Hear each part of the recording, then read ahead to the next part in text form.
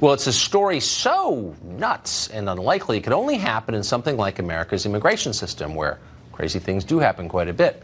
According to the sheriff's office in King County, Washington, that's where Seattle is, a group of about 10 immigrants carried out an elaborate fake burglary against themselves. Now, why'd they do that?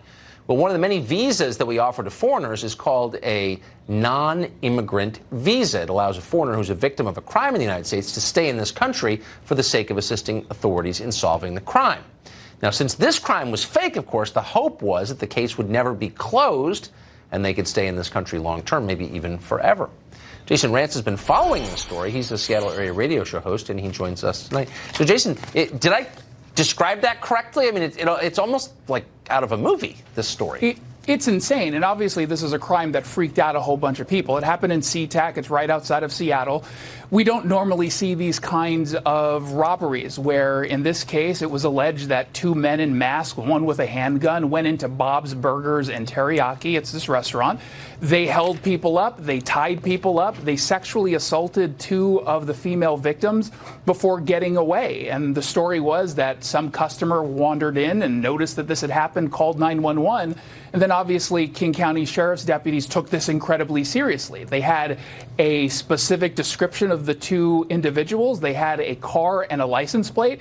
And it turns out it was completely a hoax. And they found out pretty quickly that it was a hoax. And during the investigation, they discovered, yeah, this was so they thought they would qualify to have a U visa, which says under certain circumstances, under certain crimes, you're protected from being deported because you would have to participate in the actual, justice system to go after these bad guys. Now, in theory, when you think you're not actually going to be deported because there's not actually a crime, but they think there's a crime, it means indefinitely they'd be able to stay here.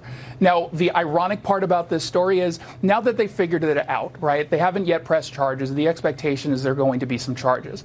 Well, in Washington State and in King County and in Seattle, we have sanctuary policies, which means even after they are convicted and let's say they do some jail time, they're unlikely to actually be deported anyway because we will not participate with ICE and we won't turn them over. Even though they faked the crime and tied up Seattle area law enforcement trying to solve a crime that they committed, they won't be turned over to the feds for deportation. They will not be. They can't be turned over because of our Washington State sanctuary law. It's absolutely ridiculous and it's dangerous. Yeah. Well, it's also masochism, so you can sort of see what's going on. I mean, there are people who hate our society and are seeking to destroy it, obviously. Yeah. Jason Rantz, great to see you tonight. Thank you for that such a clear explanation. Well, the creepy porn lawyer is back on television.